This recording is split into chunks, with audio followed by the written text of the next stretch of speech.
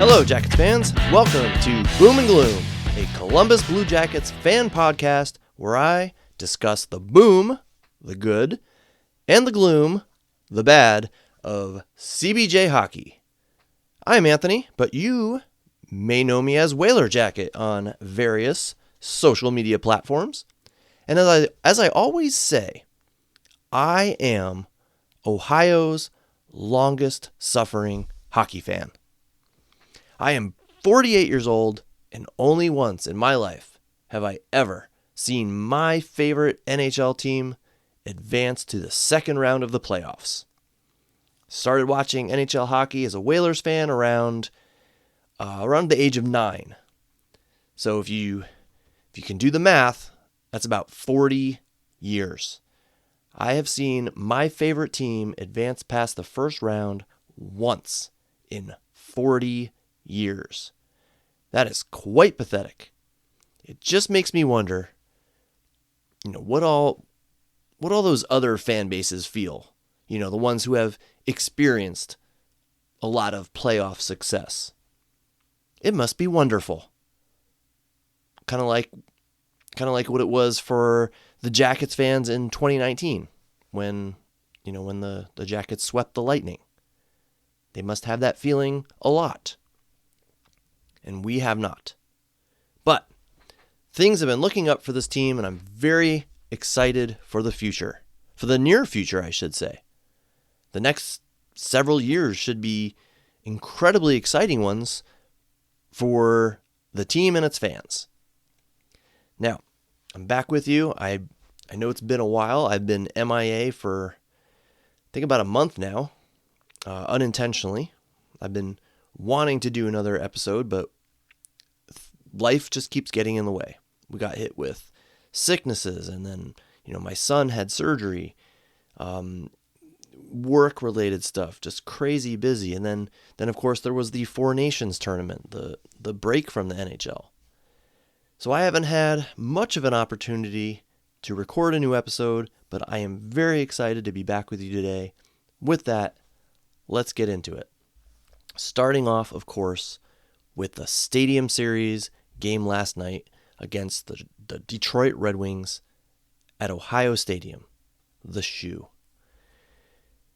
This was the culmination of years of effort. And let me say, it took way too long for this game to happen. But it finally happened. I was there, and I want to tell you all about, the boom and gloom. The boom and gloom from that game. So let's start off with the boom, the good stuff, okay? There was a lot of good that came from last night's game. First of all, the win. When the Red Wings tied it up with about 3 minutes left in the first period, I thought, this is not going to end well. The Wings, up until that point, had outshot the Jackets by some ridiculous amount. I can't remember how many shots the Jackets had at that point. But Elvis Merzlikins, he stood on his head. Stood on his head last night. 43 saves outside in freezing cold weather against a desperate Red Wings team fighting for the same precious playoff spot or standings points, I guess I should say. And he just played a fantastic game. But I did think, I really thought that third goal, that tying goal, was ultimately going to be the final string unraveling. But I was wrong. Pleasantly incorrect. Justin Danforth scores and the Jackets take the lead before Adam Fantilli put home an empty netter to seal it. Now, my son joked. He joked that only the Jackets could miss 2 empty net goals as closely as they did. But thankfully, the third try was successful and the game was sealed. I'm curious about everyone else's thoughts on that Danforth goal. If you watched All right, Danforth appeared to get away with a high stick. Now, if I'm being honest, in my opinion, it was a high stick, and it should have been called. I will totally admit that. But I will also say, do you know how many times the Jackets have been screwed over by bad calls over the years? If it was an official stat, it would have to be a record. Have to be. And the Red Wings, you know what? They've had their time. They've all those years of dominance and multiple Stanley Cups. It was time, okay? It was time for the Jackets at home in front of almost 100,000 people to have a little luck when it comes to a missed call. Getting a win, our fourth in a row, by the way, and second in a row against Detroit, when we are in the thick of the playoff race, was amazing and so satisfying. The atmosphere, okay? The NHL, the Jackets, Ohio State, they all did an absolutely fantastic job putting this thing together. It was an event. I'm not sure if they do this anymore because I don't pay for a TV service anymore. But I remember when networks, they wanted to hype up an episode for a TV show, and they would refer to it as a television event. Like, next Thursday, a television event. Not a show, an event. Well, this was not just a game. It was an event. And it was pulled off spectacularly. From the field setup and the decor to the presence of the Ohio State band, the concert, and even the national anthem, which my wife agrees was like the best in-person anthem experience we have ever seen. It just all came together so well. And I have to try to remember the number here, but I think it was 94,741 people attended that game to watch a hockey game played in a football stadium.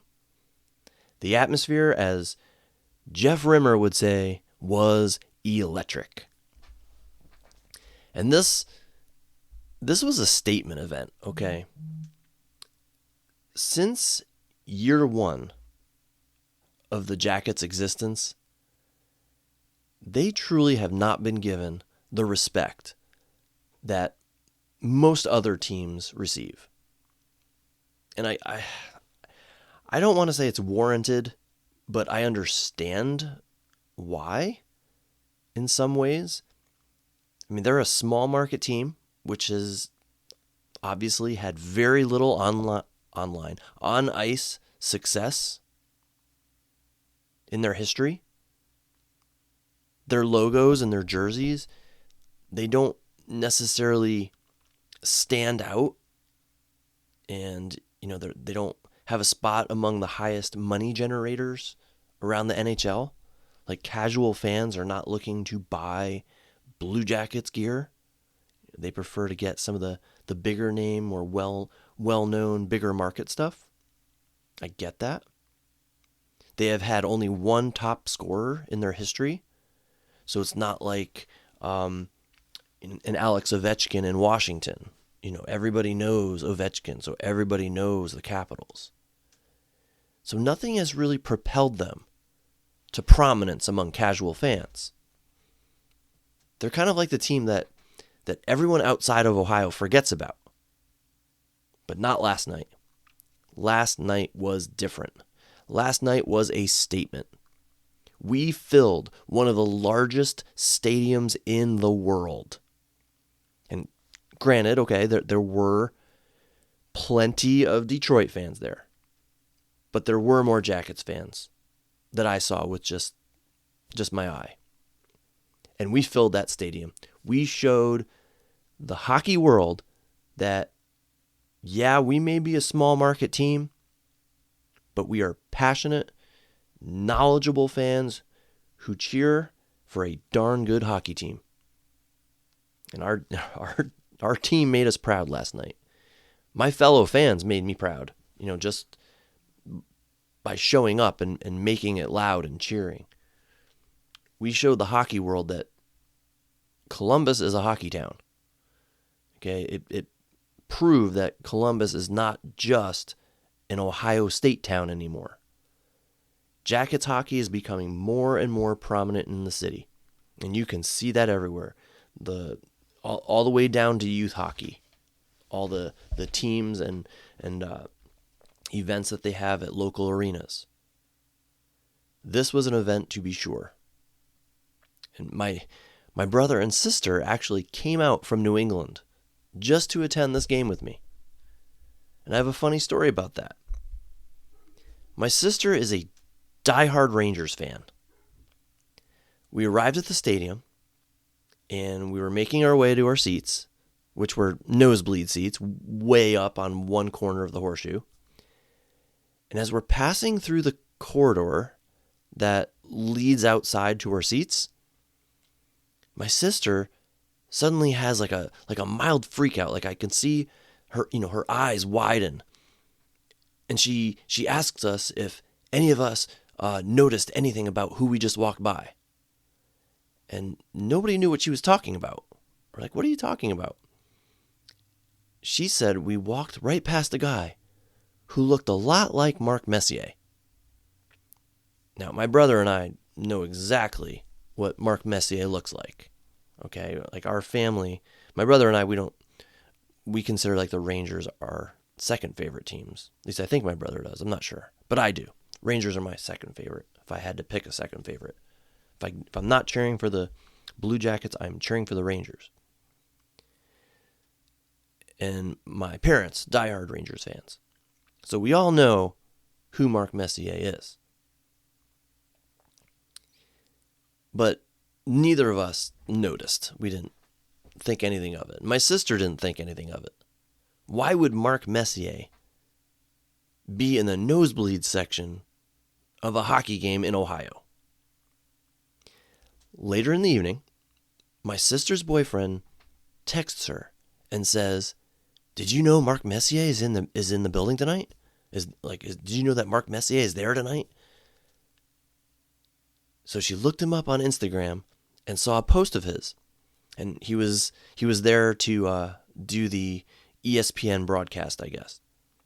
And my sister noticed the pants he was wearing, and she said, "The guy I saw was wearing those same pants." So she is 90% sure that we walked right past Mark Messier. And she is kind of upset because she's a huge fan and she would have loved to say hello to him. And heck, I would have loved to say hello to him. I would have loved to have gotten a picture of him. And actually, my sister, one time she somehow managed to run into him at a grocery store in North Haven, Connecticut, of all places. So it's fun to think that one of the NHL's greatest players of all time, like a legend to the game, was in the top nosebleed seats at Ohio Stadium and went largely unnoticed by the people around him. All right, back to the good stuff about the game. The Gaudreaus. The Gaudreaus tributes, I should say, were awesome. Okay, from the players wearing Johnny-inspired outfits at the pep rally, to the family leading the team to the stadium, to the video tribute they had. It was all well done. It was a nice touch. And there were even a few Johnny hockey chants as well. Elvis Merzlikins said that afterwards, he said that Johnny helped them win that game tonight. So that was nice. And one more thing, the jerseys. Both teams' jerseys were very well done, and I say that as somebody who has never really liked the Red Wings or their jerseys. But I'm saying that here. They were both very well done. But of course, I'm going to focus on the Jackets one. I saw hundreds of them worn by fans. And when you figure that each one sells for anywhere from $200 to $400, the team has made a pretty penny on those sales. They're obviously very popular. I personally love them. There's been talk amongst fans about adopting them to be used as the team's primary jerseys, with some minor tweaks, of course. I mean, the numbers would have to shrink a little bit, I think. The logo, I think that would need to shrink a bit as well. I think it's kind of too big on the front of the jersey. But I also think it kind of needs a little extra oomph. It just doesn't scream NHL hockey logo to me. I might even prefer the current Jackets third logo, which has a cannon, but it actually says Columbus Blue Jackets on it. I think for the cannon to become the primary logo and be used as the primary jersey, I think it needs to be more iconic, for lack of a better term. Our current logo, while I admit it doesn't necessarily scream NHL hockey team, it is iconic. It has the star, the Ohio flag, and everyone knows that it means Blue Jackets hockey. That cannon that was on the Stadium Series jersey, it's just a cannon to me. Incorporate a hockey stick in it somewhere, somehow, and or make it more indicative of the city it represents. Like the current logo has the C that the flag forms, or the star that represents the capital. Do something like that, something that makes it more iconic, more relatable to Columbus or the Jackets in general. But again, I'm just nitpicking. I mean, I love the jerseys. The colors, the striping, it was great. And I hope they will use it again sometime. Like, I've heard that other teams after a Stadium Series have used it on their home ice a time or two. But I'm not sure about that. All right, so even though the game was amazing and I had lots of good things to say about it, there was some bad stuff. So darn cold. We brought blankets. I wore 3 pairs of socks. We had hand warmers that didn't really work well. We had neck gaiters. We had winter hats. We had gloves. We had thick winter coats. And it was still so darn cold. My wife spent a lot of time in the women's restroom just warming up, like not even needing to use the restroom, just using it as an area to get warm. And apparently there were a lot of other women in there doing the exact same thing, just staying in there to stay warm. My toes were so cold that it was like going back and forth between hardly feeling them and them being very painful. When I walked, I was stumbling. Like, I actually felt off balance because I couldn't feel my toes. It was hard to walk. That's how cold it was. Can't control the weather, though. And I remember when they announced the Stadium Series game would be March 1st, I thought to myself, wow, they are really pushing their luck here, because it could have been 65, 70 degrees on March 1st in Ohio. And what happened? It was the exact opposite. It was so cold. All right, what else? No boomer. Okay. If you're listening to this, I assume you know who Boomer is, so I'm not going to go into that. This would have been, in my opinion, the team's perfect opportunity to bring back Boomer. And I was actually quite surprised he didn't make an appearance. I'm pretty sure I remember Aaron Portzline or somebody else prominent with the Blue Jackets mentioning that we have not seen the last of Boomer. So I was really expecting him to be here today, or last night. There was even a fan of the game, like they announced a fan of the game and showed him on screen. And it was some kid dressed up in a Boomer costume. How awesome would it have been for him, for Boomer to come out at that moment when that was announced and greet that kid and appear on the Jumbotron? Oh my gosh, I can only imagine the applause that would have received. Such a missed opportunity there. Other stuff. All right, the bathroom situation was awful. And I guess maybe it's because the stadium is outdated and there's just the way it's set up. There's not a lot of them. I don't know. This was only my second ever trip to Ohio Stadium. And I don't even remember the first one. It was back in college to see my wife's sister running a track event. So it's been, 25 years at least. More than that. But there were super long lines for the restroom. More than normal Blue Jackets games.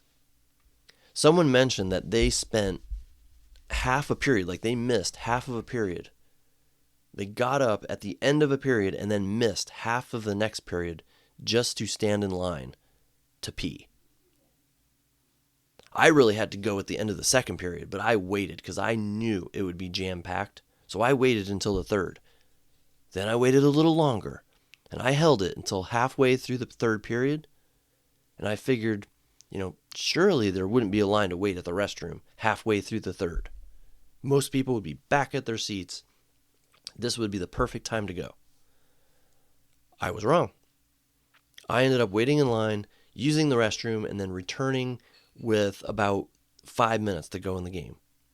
So restroom lines were certainly rough. And another bad thing, I hate to say it, but it was the price. Man, I paid $109. $109 for a nosebleed seat way up high on a corner. I mean, we couldn't even see the Jumbotron because we were almost against a concrete wall next to us. So I think $109, that is an outrageous amount to pay for the seats that we got. This event was supposed to help grow the game, so I think it should have been made a little more affordable. Granted, they practically sold out the stadium, so you could easily argue that I should shut up because why should the cost be cheaper if everyone was still willing to pay and attend? But still, that was a lot of money to shell out to see a game and freeze my butt off. And lastly, the view, all right? Everyone knows going into it that seeing a hockey game set up on a rink in the middle of a football field is not going to provide you with the optimal viewing experience. All right? It's not about that. It's all about the atmosphere. All about the environment. I get that. And maybe it's my old age showing, but I had a difficult time following the puck at times. I mean, it was a tiny speck from where we were seated. But again, okay, you don't go to a Stadium Series game to get a prime hockey viewing experience. You go for the all-around experience. I understand that. But it was difficult to follow. And again, our seats were on a corner up high. very high. There was a wall directly to our left, so we could not see the Jumbotron, the giant screen or whatever it's called, that sits behind the student section of the stadium. All right, last notes about the game. Okay, these are not like good or bad. These are just some things I wanted to point out. The Zambonis were interesting. Much smaller than regular Zambonis. So I posted this on Blue Sky because I had no idea. This is my first ever experience of seeing ice resurfacers in a situation like this. So I asked about this. I'm like, why are these things so small? And I learned that it's because normal size Zambonis would be too heavy and would crack the ice at an outdoor event like this. So there you have it. Mini Zambonis. They were, in the words of some other people, cute. When we arrived, there was a significant leak, like water coming from the pipes high above in the rafters or whatever you want to call them, inside the main concourse by section, I think it was 26. And the water was dripping down from way up high, and a cart was placed underneath just to deter people from walking right through the water, like right through the dripping water. And when I used the restroom in the third period, all the sinks, every one of them, were covered in plastic, like plastic sheeting, unable to be used. So that sucks. For anybody doing more than just peeing, that really sucks. But it made me wonder. I've heard in the past that the main reason the Jackets had yet to have an outdoor game at the Horseshoe was because the piping system was not winterized. So it makes me wonder, is this evidence of that? Were the pipes leaking and the sinks taped off because of some kind of problem that wouldn't happen in the spring, summer, or fall? Is it because it was not winterized? I can't answer that question, but it makes me wonder. And finally, what happened after the second Blue Jackets goal? Why did the cannon not go off? Malfunction, I assume. But my sister was sitting there waiting with her phone ready to take a picture of that or a video of that, and it never went off. So we were pleased when it returned for goal number 3.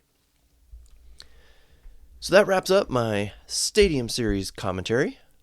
Before I leave you today, there are several other notes, Blue Jackets notes, that I want to talk about. The NHL trade deadline is Friday, and I am just as unclear as to what the Jackets are going to do now as I was 2 months ago. I just don't know what they're going to do. I don't know what's going to happen. Don Waddell says he wants to bring in some help. But if that happens, who do you take out of the lineup? Like, let's just assume he's going after one player. I mean, gosh, I can't even imagine him going after more than one player. But let's say he's going after one player. Right now, Joe LeBate is in the lineup. Sillinger comes back in. LeBate leaves the lineup. Monahan comes back in. Putia leaves the lineup. Then it gets really murky. Because if you trade for a new forward, assuming one of our regular lineup players doesn't go back the other way, then who comes out? Who comes out of this lineup? And then, what if Chinnikov miraculously returns? I just don't know. Who comes out of this lineup? That's 2 players right there currently playing that you have to take out. I can't remember a time when such a lineup decision was so difficult, to be honest. I mean, in team history, there's something special about this team. Okay, I know that sounds corny, but there is. And I just don't want any of those forwards to come out of the lineup right now. And as for defense, I'm still not sold on Provorov, okay? I know there's talk about him staying, but I would still like to trade him for an asset. like a draft pick. And I'm not saying he has played poorly, okay? Not at all. But I think Waddell is going to want to upgrade his defensive pairings. And you can't do that if you re-sign or retain every single defenseman that is currently on your roster. Something has to give. So my vote would be to trade Provorov. Get some assets for him and open up a spot for an even bigger move this summer. And Waddell has said that he considers Provorov to be their best shutdown defenseman. So I'm not sure. With that statement, him saying that, is he even going to want to trade him? But again, something has to give. Especially with Goodbranson possibly returning soon. Something has to give. And I admit that I wish Damon Severson would be traded. And I'm not saying he's a bad person or even a bad player, but I just think the Jackets could do better than him. But his darn Yarmo contract is going to be a weight around their necks for 6 more seasons unless Don Waddell can work a miracle. And who knows if that could happen. But I guess we will know more by Friday. As you probably know, I'm a teacher, and I admit, that is the one day of the school year where I just never get much work done. I am constantly checking my phone and my computer for the trade updates. Don't tell my principal. Now, I mentioned Sillinger is out, and I'm not sure what is going on with him. I didn't see the injury. I didn't watch that game, and I never looked back to see the highlights. But I do know that Boone Jenner is back. And it is so nice to see him on the ice again. He has 7 assists in his first 4 games back, which if I heard correctly, is a team record for most assists to start a season. And granted, he is starting his season very, very late. But it's better than not starting at all, right? It is so awesome to have his leadership, his physicality, his ability to win faceoffs, all that back in the lineup. And I sure hope he keeps up the pace. Having him in the lineup just it's been a huge asset, especially with Sillinger out. Now let's talk about Zach Werenski for a minute. Now, I haven't recorded a podcast since before the Four Nations tournament. Who led the tournament in scoring? Yes, Zach Werenski. He has solidified himself as a true Norris candidate, even though that tournament didn't have league games. I think it solidified him as a Norris candidate and as an elite defenseman in this league. I think if people were on the fence calling or considering him an elite defenseman, I don't think they're on the fence anymore. He belongs in the top tier of defensemen in the league. Currently, he has 18 goals, 46 assists. That's 64 points. And I think he has a legit chance to smash Panarin's record for most points in a season by a Blue Jacket. And you know who has a chance as well? Kirill Marchenko. He has 24 goals, 36 assists. That's 60 points. Saying he is having a breakout season is an understatement. I just love having him and Z on this team. Kirill's personality is infectious. Did you guys see the interview he did? He was actually serving as Voronkov's translator. They're both hilarious. Voronkov and Marchenko are both hilarious, but Marchenko especially because he can speak English better, so you kind of know what he's saying. But he's such a likable guy, and it's not just him. All right, I've said it before. I just love this team. There's something special about it. They're So fun to watch. They never give up. I don't think it's been a long time since they've been blown out. They're always in games. They play a team game, and I attribute a lot of that to their head coach, Dean Evison. He has the team firing on all cylinders almost every night. And better yet, he has this team believing. Here we are in March, and we are still in the thick of the playoff race. Dean Evison is a huge part of that. And I'm not just saying that because he was my all-time favorite hockey player growing up. Okay, I truly mean it. He has installed a system that works.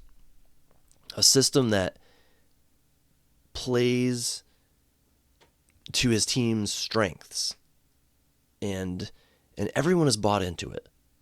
And I can't wait to see where things go from here. Very exciting. The last thing I will say is about the playoffs. Why not us? Someone on Blue Sky mentioned this today. He said, why not us? The St. Louis Blues shocked the hockey world several years back. I can't remember what the actual date was, like what year it was, but they were in last place in like January, I think. And they rallied. Like, okay, when I say last place, I mean like last place in the league. And they rallied. They made a run. And they ended up winning the Stanley Cup. Nobody expected that to happen. Nobody predicted that. Well, right now, nobody expects the Jackets to win the Cup. I mean, heck, nobody expected the Jackets to even be sniffing a playoff spot at this point in the season. And yet, here we are. So why not us? Why not us to shock the world? Is it improbable? Absolutely. But it is not impossible. Looking at the standings currently, they sit only 4 points behind the Hurricanes and Devils, who are tied for second in the division. Game in hand on Carolina, by the way. So they are within striking distance. Imagine that. Imagine not only a playoff spot, but, qualifying as a wild card. But, sorry, my phone's going off there. But having home ice advantage in the playoffs, in the first round. A guy can dream, right? Sure, it's unlikely. But at this point, you have to at least embrace it as a possibility. And who would have thought that at the start of the season? That the Jackets not only have a chance to make the playoffs, but have a chance, albeit a long shot, to have home ice advantage in the first round.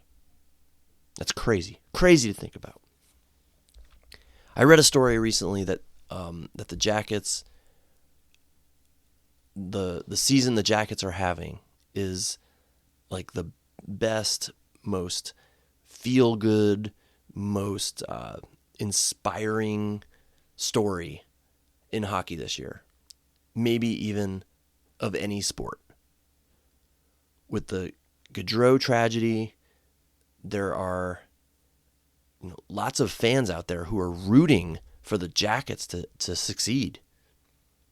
I've read a lot of posts and stuff about how others are adopting them as kind of like their second favorite team. This is an example, right? I was packing up the car yesterday before leaving for the Stadium Series game, and a car stopped by my house, just pulled over. He saw me in my Jackets jersey, and the guy told me he was a Blues fan, St. Louis Blues fan, but the Jackets were his second favorite team, and he is cheering for them this season. He wants them to have a good season. I think there's a lot of that this year. If you made a list of all the NHL teams and rank them as to the number of fans of other teams that hate them, I believe the Jackets would be at the very bottom. I believe that not many people out there hate the Blue Jackets. I mean, let's face it, they have never been good enough, really, to tick people off. I mean, they have never lurked at the top of the standings for years, preventing, other teams from qualifying for the playoffs. It's not like they're stopping other teams from making it and making people angry. Like, those darn Blue Jackets keeping my team out. You don't hear that. You've never heard that. And they don't have players like Brad Marchand that seem to rub people the wrong way. They're just a hodgepodge of, good guys and up-and-comers. They're just a fun team that is hard to dislike. They're hard to dislike. So there's a lot of support for them this year. If the Jackets do qualify for the playoffs, I think we'll see a lot of casual fans jump on board, and a lot of fans who support other teams, especially those that have already been eliminated, they'll decide to cheer for the Jackets. This team will have a lot of support from not just their loyal fan base if they can make it to the playoffs. And with that, I will sign off for this episode. Thank you so much for listening. Feel free, get in touch with me, questions, suggestions, comments, co-host requests, and just, general CBJ talk. I'm here. You can find me on Instagram or Blue Sky at Whaler Jacket. I would be very happy, very glad to interact with you and talk hockey. So, communicate with me. Send me a message. I appreciate you spending time with me on Boom and Gloom today. Until next time, take care and go Jackets.